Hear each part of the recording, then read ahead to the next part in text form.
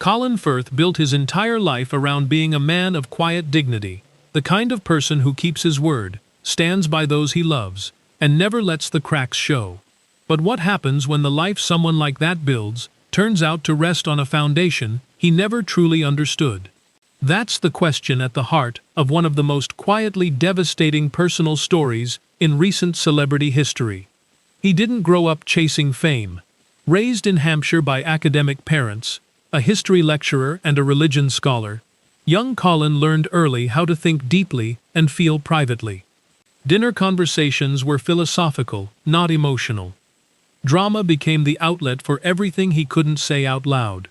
He wasn't the most naturally gifted student at drama school, but he had something rare: the ability to communicate pain without words. That skill would define his career, and, in some ways, his private suffering too. His 1995 turn as Mr. Darcy in the BBC's Pride and Prejudice made him a household name almost overnight.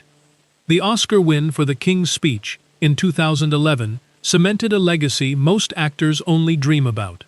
At his peak, Colin Firth seemed genuinely untouchable, respected, graceful, beloved. But the most painful chapters of his life were already quietly being written.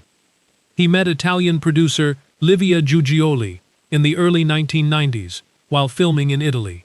By all accounts, she was everything he wasn't: spontaneous, passionate, unguarded.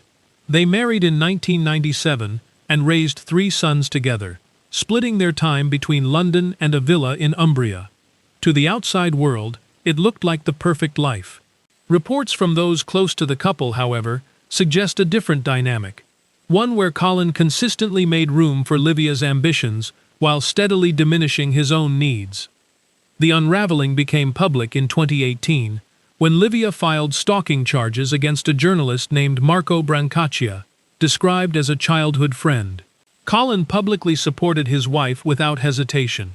According to subsequent reporting, however, Colin and Livia had quietly separated during 2015 and 2016, and it was during that period that Livia and Brancaccia allegedly had a consensual relationship. When she withdrew the charges in 2019 and acknowledged the affair had been mutual, the full weight of the situation became clear.